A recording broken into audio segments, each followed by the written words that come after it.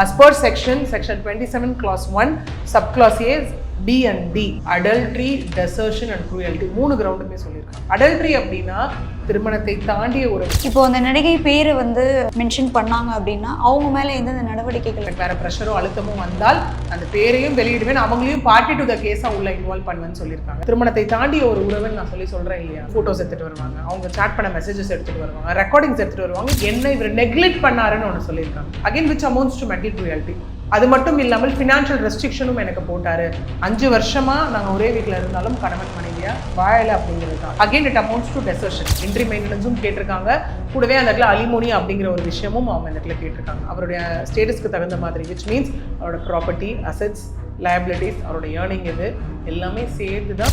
இப்போ எலெக்ஷன் நெருங்க விஜய் மேலே வந்து பல குற்றச்சாட்டுகள் வந்து வச்சுட்டு இருக்காங்க. ஒரு பர்சன் ஒரு எடுத்துக்காட்டாக இருக்காங்க அப்படின்னும் போது அவங்க எல்லா விதத்துலையும் சிறந்தவர்களாக இருக்கணும். வைஃப் இருக்காங்க, குழந்தைங்க இருக்காங்க, அப்போ அவங்களை நீங்கள் நினச்சி பார்க்கணும்ல. ஆமாம், பிடிச்சிருக்கு இருக்காங்க, ஏன் இந்த அடல்ட்ரி எவ்வளோ நார்மலைஸ் ஆக்குறீங்க? தமிழ்மண் நேயர்களுக்கு வணக்கம். இன்று நம்மளுடன் இருப்பவர் அட்வொகேட் பிரியதர்ஷினி மேம். வணக்கம் மேம். வணக்கம் மேம். தாவேகா தலைவர் விஜய் அவர்கள் மேலே அவருடைய மனைவி வந்து டிவோர்ஸ் பெட்டிஷன் வந்து அப்ளை பண்ணியிருக்காங்க. அந்த டிவோர்ஸ் பெட்டிஷன் அப்ளை பண்ணது மட்டும் இல்லாமல் அவங்க சொல்கிற அந்த குற்றச்சாட்டுகள் தான் வந்து ஒரு அதிர்ச்சிக்குரிய குற்றச்சாட்டுகளாக இருக்குது. அந்த பெட்டிஷனை நீங்கள் எப்படி மேம் பார்க்குறீங்க? இதில் முக்கியமாக இந்த பெட்டிஷன் என்னென்ன விஷயங்கள் சொல்லப்படுது? எஸ், ஆக்சுவலி இந்த பெட்டிஷன் பொறுத்த வரைக்கும் பார்த்தோம் அப்படின்னா அகெயின் ஈஸியாக சர்க்குலேட் ஆகிட்டு இருக்கக்கூடிய ஒரு பெட்டிஷனாக தான் இது இருக்குது இப்போ, இல்லையா?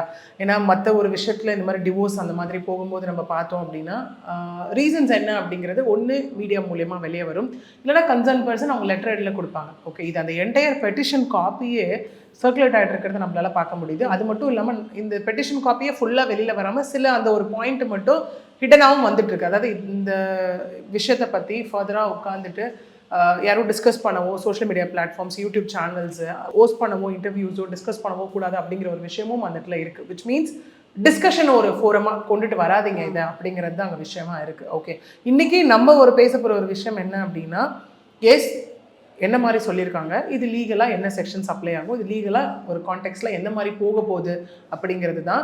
இங்கே அவங்க வந்து 3 ஸ்ட்ராங்கான கிரவுண்ட்ஸை வச்சுருக்காங்க. Again it is a contested divorce. Okay, ஏன்னா நம்ம டிவோர்ஸை பற்றி பேசும்போது பார்த்தோம் அப்படின்னா ஒன்று மியூச்சுவல் டிவோர்ஸ், அதுவும் நம்ம பார்த்துருக்கோம் இல்லையா? அதாவது 2 பெட்டிஷனர் அந்த ரெஸ்பாண்டர் 2 பேருமே பெட்டிஷனராக உள்ளே வந்து நாங்கள் மனம் ஒத்து பிரியறோம் அப்படின்னு வர்றது மியூச்சுவல் டிவோர்ஸ். இன்னொன்று restitution of conjugal rights, that is reunion petition சொல்லி நம்ம சொல்லுவோம் அந்த இடத்துல. ஓகே, 3வது தான் கண்டஸ்டட் டிவோர்ஸ். அதாவது ஒரு பார்ட்டி வந்து டிவோர்ஸ் ஃபைல் பண்ணுவாங்க, ஹஸ்பண்ட் ஆர் ஒய்ஃப், ஆப்போசிட்டில் இருக்கவங்க வந்து அதை கண்டெஸ்ட் பண்ணுவாங்க. ஓகே, இங்கே சங்கீதா அவர்கள் கேட்டிருக்கிறதும் என்ன அப்படின்னா டிசல்யூஷன் ஆஃப் மேரேஜ் கேட்டிருக்காங்க, which means legal termination of marriage. இந்த மேரேஜை டெர்மினேட் பண்ணுங்க அப்படின்னு சொல்லி கேட்டிருக்காங்க. ஓகே, அது யூகேல 1998 நடந்த கல்யாணம், சென்னையில் 1999 நடந்த ஒரு marriage, 26 years of marital life இல்லையா? ஸோ அப்படி இருக்கும் போது இங்கே அவங்க சொன்ன 3ஆன மெயின் கிரவுண்ட்ஸ் வந்து as per section 27 clause 1 subclause A B and D. இது என்ன சொல்லுது அப்படின்னா adultery, desertion and cruelty 3 கிரவுண்டுமே சொல்லியிருக்காங்க. adultery அப்படின்னா திருமணத்தை தாண்டிய உறவு, that is extra marital affair. ஏன்னா அவங்க அந்த பெட்டிஷன்லேயே சொன்ன அலிகேஷன் இங்கே என்னவா இருக்குது அப்படின்னா ஏப்ரல் 2021 நான் ஃபஸ்ட்டு கண்டுபிடிச்சேன் அப்படின்னு சொல்லியிருக்காங்க இல்லையா? அதாவது அவர் வந்து ஒரு திருமணத்தை தாண்டி உறவில் இருந்ததை நான் கண்டுபிடிச்சு அவர்கிட்ட நான் அதை பற்றி பேசினேன். ஓகே, பேசி வார்ன் பண்ணியும் அவர் வந்துட்டு எனக்கு அஷூரன்ஸ் கொடுத்தாரு. ஓகே, நான் மாற்றிக்கிறேன்னு அஷூரன்ஸ் கொடுத்தும் அதுக்கப்புறம் அவர் மாற்றிக்கிற மாதிரி தெரியல, மாறலை அப்படின்னு சொல்லியிருக்காங்க. அதுக்கப்புறம் திரும்ப வந்துட்டு செப்டம்பர் 2021 டு பிப்ரவரி 2022 அந்த பீரியட்ல வந்து நான் ப்ளஸ் என்னோட லீகல் கவுன்சில் மூலியமாக நான் வந்துட்டு ட்ரை பண்ணேன், எந்த ஒரு அமிக்கபிளான ரெசல்யூஷனும் வரலன்னு சொல்லியிருக்காங்க. திரும்ப அகெயின் இந்த இயர் ஆஃப் 2024 நோட்டீஸ் அனுப்பணும்னு சொல்லியிருக்காங்க. ஃபைனலாக நவம்பர் 9, 2025 நாங்கள் உட்காந்து வந்து பேசணும், பர்சனலாகவே பேசணும். பட் எந்த ரெசல்யூஷனும் வராததுனால அதாவது மியூச்சுவலுக்கு அவர் ஒத்து வரல. ஓகே, ஒத்து வராததுனால டிசம்பர் 3 வந்து ஃபஸ்ட்டு டிஸ்ட்ரிக்ட் கோர்ட்டில் அந்த பெட்டிஷன் ஃபைல் பண்ணுறாங்க. அதுக்கப்புறம் அது அங்கேருந்து ஃபேமிலி கோர்ட்டுக்கு வந்து ட்ரான்ஸ்ஃபர் பண்ணப்படுது. பிப்ரவரி 24, 27 நேற்று ஹியரிங். அதன் விளைவாகத்தான் ஏப்ரல் 20 2 பேரும் இன் பர்சனாக அப்பியர் ஆகணும் அப்படின்னு சொல்லியிருக்காங்க. ரெஸ்பாண்டன்ட் அவங்களால வந்து இவங்களுக்கு ஒரு அழுத்தம் இருக்குது அப்படின்னா அந்த நடிகையுடைய பேரும் வந்து மென்ஷன் பண்ணல, தயங்க மாட்டேன், அதுக்கான ப்ரூஃபும் வந்து நான் கண்டிப்பாக கொடுப்பேன் அப்படின்னு சொல்லியிருக்காங்க. ஸோ இது எப்படி மேம் இது இந்த ஒரு ஸ்டேட்மெண்ட்? எஸ் இப்போது ஒரு பெட்டிஷன் ஃபைல் பண்ணுறோம் இல்லை ஏதோ ஒரு கம்ப்ளைண்ட் கொடுக்குறோன்னு வச்சுக்கோங்களேன், ஜஸ்ட் கொடுக்குறதோட நம்மளுக்கு வந்து வேலை முடிஞ்சிடாது. Like burden of proof lies அப்படின்ற ஒரு கான்செப்ட் இருக்குது. பர்டன் ஆஃப் ப்ரூஃப் அப்படின்னா நான் ஒருத்தர் மேலே ஒரு அலிகேஷன் வைக்கிறேன்னா அது ப்ரூவ் பண்ண வேண்டியது என்னோட கடமை இல்லையா? அப்போ நான் வந்து அடல்ட்ரின்னு சொல்கிறேன், திருமணத்தை தாண்டிய ஒரு உறவுன்னு நான் சொல்கிறேன் இல்லையா அந்த இடத்துல. ஓகே, அப்படி இருக்கும் போது அந்த திருமணத்தை தாண்டிய உறவிற்கு நான் ப்ரூவ் பண்ணணும் அந்த இடத்துல. ஓகே, ஏன்னா இப்போ நிறைய பேர் வந்து நம்ம காமன் நோட்டில் கேசஸ்லாம் எடுத்துக்கிட்டோம் அப்படின்னா சில பேர் இந்த ஃபோட்டோஸ் எடுத்துகிட்டு வருவாங்க, அவங்க சாட் பண்ண மெசேஜஸ் எடுத்துகிட்டு வருவாங்க, ரெக்கார்டிங்ஸ் எடுத்துகிட்டு வருவாங்க. இதெல்லாம் ப்ரூஃப் அந்த இடத்துல. இதெல்லாம் இருந்து அவங்க ப்ரூவ் பண்ணணும் இந்த இடத்துல அடல்ட்ரின்னு. அதே மாதிரி அவங்க க்ரூயாலிட்டின்னு ஒன்று சொல்லியிருக்காங்க. என்ன சொல்லியிருக்காங்க அப்படின்னா, ஒரு கட்டத்துக்கு மேலே என்னையும் என் குழந்தைகளையும் ஒரு வெளியில் கூட்டிகிட்டு போகிறதே ஸ்டாப் பண்ணிட்டாரு.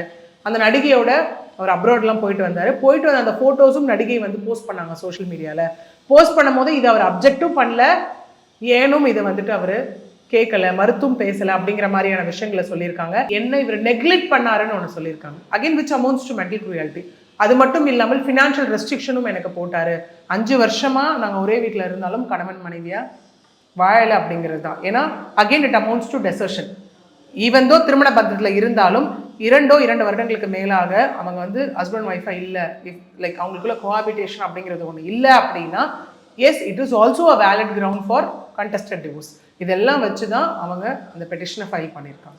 இப்போ அந்த நடிகை பேரை வந்து மென்ஷன் பண்ணாங்க அப்படின்னா அவங்க மேலே எந்தெந்த நடவடிக்கைகள் வந்து எடுக்கப்பட வாய்ப்பு? எஸ், அவங்க அதான் சொன்னாங்க, நாகரிகம் கருதி நான் வந்து இப்போ அந்த பேரை வந்து மென்ஷன் பண்ணலன்னு சொல்லியிருக்காங்க இல்லையா. தேவைப்பட்டால் கணவர் சைடு இருந்தோ எனக்கு வேற ப்ரெஷரோ அழுத்தமோ வந்தால் அந்த பேரையும் வெளியிடுவேன், அவங்களையும் பார்ட்டி டு த கேஸாக உள்ள இன்வால்வ் பண்ணுவேன்னு சொல்லியிருக்காங்க.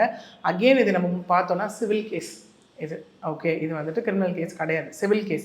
அவங்கள பார்ட்டி டு த கேஸாக சேர்த்தாலும் சரி, அவங்கள வந்துட்டு யாருன்னு சொன்னாலும் சரி, at the end of the day என்ன கேட்குறாங்க, டிவோர்ஸ் தான் கேட்குறாங்க. ப்ரூவ் ஆகிற பட்சத்தில் அங்கே சங்கீதாக்கு அவர்களுக்கு சாதகமாக தீர்ப்பு வரும். மேம் இப்போது அவங்க நினச்சிருந்தா, அதாவது காமனாகவே ஒரு செலிபிரிட்டிக்குள்ளே டிவோர்ஸ் வருது அப்படின்னா ஓப்பனப்பாக வந்து அவங்க மீடியாவில் வந்து சொல்ல மாட்டாங்க. லைக் அது பர்சனலாக அவங்க பேசி முடிச்சிருவாங்க, டிவோர்ஸ் வாங்கியாச்சு அப்படின்னு ஒரு விஷயம் சொல்லுவாங்க. பட் இவங்க வந்து ஓப்பனாக அந்த ஸ்டேட்மெண்ட்டே வந்து இப்போது சோஷியல் மீடியாவில் ஃபுல்லாகவே வந்து ஸ்ப்ரெட் ஆகிட்டு இருக்கு. ஸோ அவங்க நினச்சிருந்தா இவ்வளோ பெரிய ஒரு ஹீரோ, ஒரு பொலிட்டிக்கல் பார்ட்டி, ஒரு லீடர், ஸோ இவர் மேலே வந்து நம்ம ஓப்பனப்பாக வைக்க வேணாம், இது முடிச்சிடலாம் அப்படின்னு நினச்சிருக்கலாம்ல. அதுதானே இங்கே சொன்னதாகவே இருக்குது. ஆக்சுவலி அவரோட ஃபேம், அவர் ஒரு பெரிய ஆக்டர், ஒரு பொலிட்டிக்கல் பர்சன் எல்லாம் கருதி தான் இதை நான் மியூச்சுவலாக முடிச்சிக்கலான்னு பார்த்தேன் அப்படிங்கிறதும் இது. இப்போ மியூச்சுவல் அப்படின்னா என்ன, 2 பேரும் உடன்பட்டு வர்றது தானே மியூச்சுவல். இப்போ நீங்களே இப்போ சொன்ன மாதிரி நிறைய ஆக்ட்ரஸும் அவங்க முடிச்சிருக்காங்க அப்படிங்கிறது அவங்களுக்குள்ள லைக் உடன்பட்டு வந்திருப்பாங்க. அந்த இடத்துல உடன்பட்டு வந்து 2 பேரும் சேர்ந்து ஓகே 2 பேரும் மியூச்சுவலாக போகலாம் அப்படின்னும் போது based on mutual miss understanding எங்களுக்குள்ள கருத்து வேறுபாடு இருக்குன்றதோட முடிஞ்சிடும் அந்த விஷயம். ஓகே, அதை தாண்டி ஒத்து வரல அப்படின்னும் போது அது கண்டெஸ்டட் டிவோர்ஸாக மாறும் அந்த இடத்துல. ஓகே, ஏன்னா நம்ம வந்து சொல்கிற மாதிரி நிறைய நம்ம பார்க்கும்போது என்ன இஷ்யூஸ் அப்படிங்கிறது வந்து நம்ம சோஷியல் மீடியாவில் வந்து நம்ம வர்றதை பார்த்துட்டு இருக்கோம். தட் இஸ் வாட் அவங்க சொல்லியோ அவங்க லெட்டரில் இருந்தோ என்ன ப்ராப்ளம்ஸு அந்த மாதிரி வர்றது நம்ம வந்து வெளியில் கேட்டிருக்கோம் இல்லையா. பட் டைரெக்டாக பெட்டிஷன் வந்தது வந்து இதுதான் ஃபஸ்ட் டைம். 1. 2வது வந்துட்டு அவங்க பேசி தீர்த்துருக்கலாம்ல அப்படின்னும் போது அதுக்கு ட்ரை பண்ணுன்னு தானே அவங்க சொல்கிறாங்க. நானும் அதை ஸ்பாயில் பண்ண வேண்டாம், எல்லாம் இது எதுவுமே வேண்டாம், ஒரு ஃபேம் ஸ்பாயில் ஆகக்கூடாது, எல்லாமே யோசிச்சு நானும் ட்ரை பண்ணேன். அது முடியலன்ற பட்சத்தில் தான் என்னோட பேசிக் ரைட்டை இப்போ நான் எக்ஸசைஸ் பண்ணுறேன், நான் வந்து இந்த பெட்டிஷனை ஃபைல் பண்ணியிருக்கேன் அப்படிங்கிறது தான் நீங்கள் அவங்களோட விஷயமா இருக்குது. ஏன்னா இப்போது எலெக்ஷன் நெருங்க வந்து விஜய் மேலே வந்து பல குற்றச்சாட்டுகள் வந்து முன் வச்சுட்ருக்காங்க. ஏன்னா ஒரு சைடு வந்து கரூர் இன்சிடென்ட், சிபிஐ விசாரணை, ஒரு பக்கம் ஜனநாயகன், இன்னொரு பக்கம் வந்து டிவோர்ஸ் அப்படின்னு இருக்கிறப்போ விஜய் மேலே எந்த மாதிரியான நடவடிக்கைகள் வந்து எடுக்கிறதுக்கு வாய்ப்பு? அகெயின் ப்ராப்ளம்ன்றது எல்லாருக்கும் எல்லார் லைஃப்லையும் தான் இருக்குது இல்லையா. அந்த ஒரு சோஷியல் ஃபேமில் இருக்கும்போது அந்த ப்ராப்ளம்ஸ் எல்லாமே நமக்கு வெளியே தெரிய வருது. ஓகே, அதுதான். இன்னொன்று வந்துட்டு இந்த பர்சனல் லைஃப் வந்து ஒரு ப்ரொஃபஷனில் வந்து இது வந்து ஏதாவது பண்ணுமா அப்படின்னு கேட்டால் இது again it is a civil case. இதே ஒரு கிரிமினல் கேஸாக இருந்ததுன்னா அது வேற ஒரு மாதிரி இம்பாக்டை கிரியேட் பண்ணும். Okay, but as a person with values அப்படின்னு நம்ம கேட்டோம் அப்படின்னா அது அஃபெக்ட் பண்ணுமான்னு கேட்டால் it is a question again. ஏன்னா எல்லாருமே என்ன நினைப்பாங்க அப்படின்னா ஒரு பர்சன் ஒரு எடுத்துக்காட்டாக இருக்காங்க அப்படின்னும் போது அவங்க எல்லா விதத்துலையும் சிறந்தவர்களாக இருக்கணும் அப்படிங்கிறது தானே ஒரு விஷயம். நம்மளே சொல்கிறோம்ல, ஒரு ஆக்டரே வந்துட்டு இப்போது ஏன் ஸ்க்ரீன்ஸில் வந்து நம்ம சொல்கிறோம் இல்லை ஸ்மோக் பண்ணாதீங்க, ட்ரிங்க் பண்ணாதீங்கன்னு ஏன் சொல்கிறோம்? அதை பார்த்து உங்களை ரோல் மாடலாக, ஏன்னா நம்ம ஒரு காலம் வரைக்கும் உங்களுக்கு யார் ரோல் மாடல்னு கேட்டால் நம்ம வந்து ஃப்ரீடம் ஃபைட்டர்ஸும் நேஷனல் லீடர்ஸையும் நம்ம சொன்னது போய் நடிகர் பெயர்களை சொல்கிற காலம் இருக்கு இல்லையா, யார் ரோல் மாடல்னும் போது. அப்படி இருக்கும்போது அவங்க சிறந்து விளங்கணும், அவங்க எல்லாத்துலேயும் கரெக்டாக இருக்கணும் அப்படின்னு சொல்லும் போது அதை பார்த்து ஃபாலோ பண்ணி வரவங்களும் கரெக்டாக இருப்பாங்க. ஏன்னா எக்ஸ்ட்ரா மேரிட்டல் அஃபேர் இதனால ரொம்ப நார்மலைஸ் ஆகுறது தான் விஷயமா இருக்குது. நம்மளே முன்னாடி நிறைய டிவோர்ஸ் கேசஸ்லாம் பற்றி பேசும்போதும் ஏன் இந்த அடல்ட்ரி எவ்வளோ நார்மலைஸ் ஆக்குறீங்கன்ற ஒரு விஷயம் இருக்கு இல்லையா. ஓகே, ஆமாம் பிடிச்சிருக்கு இருக்காங்க அப்படிங்கிறத தாண்டி ஒய்ஃப் இருக்காங்க, குழந்தைங்க இருக்காங்க, அப்போ அவங்கள நீங்கள் நினச்சி பார்க்கணும்ல. அவங்க எவ்வளோ கஷ்டப்படுவாங்க இதனால. அவங்களே இங்கே நாங்கள் அவமானப்பட்டோன்ற ஒரு விஷயம் இருக்குல்ல, அது எவ்வளோ பெயின் அவங்களுக்கு கொடுக்கும். அந்த திருமண பந்தம் அது எவ்வளோ வேல்யூ சார்ந்த ஒரு விஷயம். ஓகே, அதெல்லாம் தாண்டி நீங்கள் போறீங்க அப்படின்னும் போது யோசிக்க மாட்டீங்களா அப்படிங்கிறது தானே எங்களுக்கு விஷயமே. ஓகே, அதுதான் இங்கே அந்த மாதிரியான விஷயங்கள் தான் ஒரு இம்பாக்ட் இங்கே கிரியேட் பண்ணும். இப்போது விஜய் அவர்கள் மேலே வந்து இவ்வளோ அலிகேஷன்ஸ் வந்து அவங்க வைக்கிறாங்க. அதே விஜய் தரப்புல இருந்தும் வந்து அவங்க மேலே என்னுடைய பர்சனல் விஷயத்த அவங்க வந்து இந்த மாதிரி சோஷியல் மீடியாவில் சொல்கிறாங்கன்ற ஒரு விஷயம் அவங்க வச்சுருந்தாங்கன்னா இவங்க மேலே வந்து ஆக்ஷன் எடுக்கிறதுக்கான வாய்ப்புகள் இது அகெயின் பர்சனல் விஷயம் அப்படிங்கிறத தாண்டி இப்போ இது பப்ளிக் இன்ட்ரெஸ்ட்டுக்கு வந்துருச்சு இல்லையா. இங்கே வந்து நம்ம என்னன்னா இவங்க சரி இவங்க தப்பு அப்படின்னு நம்ம டிஸ்கஸ் பண்ணுறதுக்கு நம்ம கிடையாது. இப்போ லீகலாக வந்துட்டு சங்கீதா அவர்கள் இவ்வளோ அலிகேஷன்ஸ் வச்சிருக்காங்க. இது ப்ராப்பராக வந்து பதில் சொல்ல வேண்டியது விஜய் அவர்கள் தான் இந்த இடத்துல. ஓகே, இந்த மாதிரி இது அகெயின் பெட்டிஷன் ஃபார்மேட்டாக வெளியில் வரலாம். என்ன ரீசனுக்காக டிவோர்ஸ் அப்ளை பண்ணியிருக்காங்க ரீசன் வெளியில் வந்திருக்கும் இல்லையா. அதுக்காக பெட்டிஷன் வெளியில் வந்தது நான் சரின்னு சொல்ல வரல. ஏன்னா it breaks that confidentiality and privacy அகெயினிங்க இல்லையா. ஸோ என்ன ரீசனுக்காக அப்படிங்கிறது இதுதான் ரீசன். அது வந்து வேற ரூபமாக வந்திருந்தாலும் இந்த ரீசன் கண்டிப்பாக வெளியே தெரிஞ்சுதான் இருக்க போகுது மீடியாவில். ஸோ எல்லாருக்குமே ஒரு கொஷின் இருக்கு மேம். அதாவது இப்போ அந்த பெட்டிஷன் வந்து எப்படி வெளியே வந்ததுன்ற ஒரு கொஷின். ஏன்னா இப்போ பொலிட்டிக்கல் ரீதியாகவும் வந்து நிறைய அட்டாக்ஸ் வந்து ஆரம்பிச்சிருக்கு. ஸோ அது எப்படி வந்திருக்கும்னு நீங்கள் நினைக்கிறீங்க?